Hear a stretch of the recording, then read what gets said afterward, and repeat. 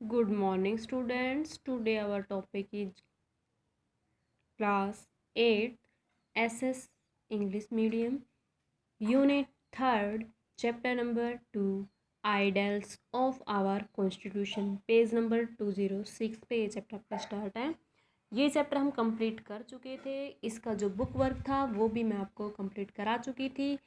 आज जो टॉपिक होगा इस चैप्टर में वो हमारे क्वेश्चन आंसर्स होंगे, शॉर्ट और लॉन्ग क्वेश्चन आंसर्स। तो अब आते हैं हम पेज नंबर 215 पर। इसमें हम शॉर्ट क्वेश्चंस दे रखे हैं हमारे, वेरी शॉर्ट, वो हम कर चुके थे 4 क्वेश्चंस जिनका आंसर मैं आपको बता चुकी थी। आज हम क्वेश्चन नंबर 5 करेंगे जो कि शॉर्ट क्वेश्चन आंसर है। 6 में आपके लॉन्ग क्वेश्चन आंसर है।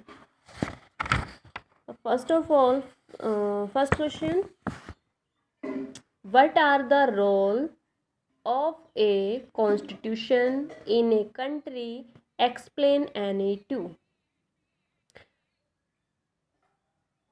किसी देश के संविधान का रोल क्या है, इसके लिए कोई भी आपको 2 पॉइंट बताने होंगे। तो ये आपका पेज नंबर 206 पे दे रखा है।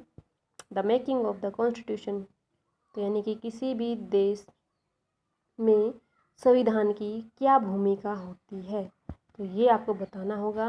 द कॉन्स्टिट्यूशन डिफाइन द वैक्चुअल and framework of a country. It also contains the national goals which form the foundation of a country।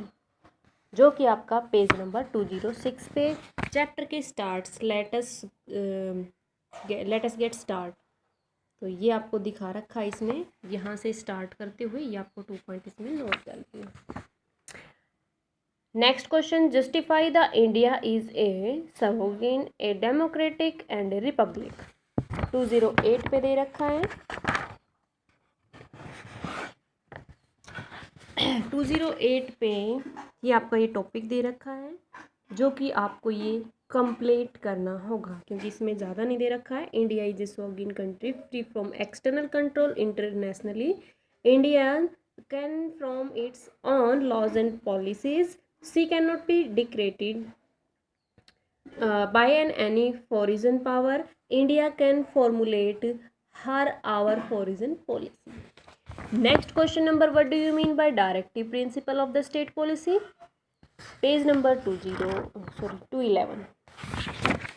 Directive principle of the state policy, इसमें आपका ये पूरा टॉपिक दे रखा है जिसमें आपको पॉइंट पॉइंट मेंशन करने होंगे। तो सबसे पहले आपको ये directive principle of state policy क्या है ये आपको बताना होगा।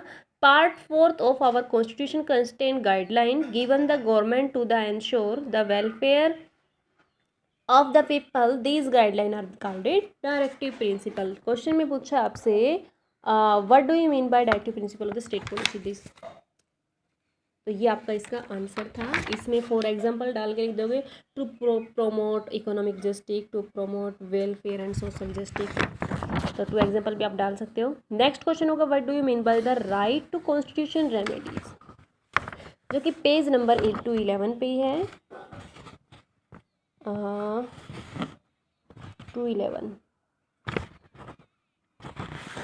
राइट टू कॉन्स्टिट्यूशन रेमेडीज, तो ये आपका दे रखा है इस पे चैप्टर, इस पेज नंबर 211 पे स्टार्टिंग में ही। दिस गिव, यानी कि right to constitution remedies give authority to the citizens to move the high court and supreme court if they believe that any of their fundamental rights has been violated by the state। And next question, explain the all fundamental rights। तो सभी fundamental rights के बारे में आपको बताना होगा। तो सभी के लिए आपको यहाँ पे जाना पड़ेगा पेज नंबर 209 पे। 209 पे फंडामेंटल राइट्स के ओनली आपको यहाँ पे ऑल पूछे हैं ना, तो नाम यहाँ पे नाम आपको मेंशन करने होंगे 1 to 6, यानी कि 4 इस पेज पे हैं, 2 नेक्स्ट पेज पे हैं। तो मैं बोल भी देती हूँ आपको, the right to equality, the right to freedom, the right against exploitation, the right to freedom of religion, culture and educational rights, and next and last point 6, the rights, the constitutional remedies। Next question, why do we need a constitution, हमें संविधान की आवश्यकता क्यों हुई थी। ये page number 207 पे है, नीड फॉर कॉन्स्टिट्यूशन। तो इसकी नीड हमें क्यों हुई थी, ये आपके पॉइंट दे रखे हैं 6। तो any 3 and 4 and 5, maybe any 5 point noted, but this 6 point, each point very large, and you deduct in these any points। तो आप सभी को शॉर्ट में करके 5 पॉइंट आप बना के लिख सकते हो। Long second question, discuss about the fundamental rights mention in our constitution. तो फंडामेंटल राइट कौन कौन से दे रखे हैं ये आपको यहाँ पे मेंशन करने होंगे। तो एक्सप्लेन द फंडामेंटल राइट्स, ये भी आपका दे रखा था वहाँ पे, और यहाँ पे फिर से रिपीट करके क्वेश्चन दे दिया है। तो यहाँ पे आपको ओनली फीचर्स बताने हैं इसकी, डिस्कस करना है। तो यहाँ पे देखो आपने शॉर्ट क्वेश्चन रेमेडीज़ वाला किया था, the right to again to constitutional remedies. तो आप फिर यहाँ पे इस वाले क्वेश्चन को मत करना। अगर जो आप 6 फंडामेंटल राइट्स को यहाँ एक्सप्लेन करते हैं तो यहाँ पे आपको शॉर्ट का लास्ट सेकंड क्वेश्चन नहीं करना होगा, जो पॉइंट नंबर डी है आपका। What are the main features of the Indian constitution, भारतीय संविधान की मुख्य विशेषताओं के बारे में बताना है, यहाँ पे फीचर्स बतानी है। 207 पे दे रखा है ये क्वेश्चन भी आपका, फीचर्स इन इंडियन कॉन्स्टिट्यूशन ये दे रखा है आपका। और इसमें से भी आपको पॉइंट बना के 3 या 4 पॉइंट आप लिख सकते हैं, पॉइंट बनाने होंगे। नेक्स्ट क्वेश्चन जो होगा आपका, why does a democratic country need a constitution. एक लोकतांत्रिक देश में संविधान की आवश्यकता क्यों है। तो ये हम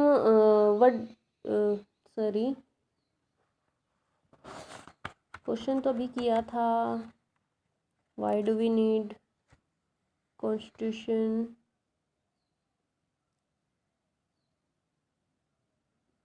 हाँ, लॉन्ग फर्स्ट क्वेश्चन ये देखो अभी हमने किया था, बट यहाँ पे जो संविधान लोकतांत्रिक देश में संविधान की आवश्यकता क्यों ये पूछा गया है। Explain how the preparation of power work in India, the separation of this question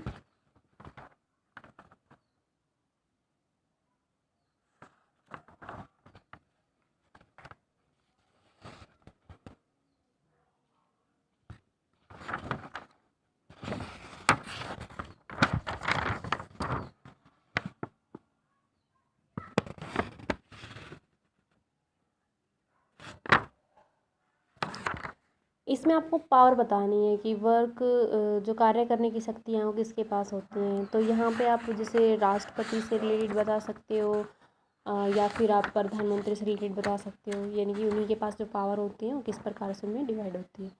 या फिर आप इसमें जो आपको केंद्र सरकार और राज्य सरकार यानी कि सेंट्रल गवर्नमेंट और स्टेट गवर्नमेंट के बारे में 2 पार्ट्स में उनका डिवाइड होती है, पावर भी और वर्क भी, वो यहाँ पे एक्सप्लेन कर सकते हो। Thank you students. ये जो आपको क्वेश्चन आंसर है ये फेयर नोटबुक में राइट करने होंगे और लर्न करने होंगे। बुक वर्क जो था आपने बुक में फिल कर ही लिया होगा, लास्ट जो वीडियो मैंने आपको कराई थी उससे।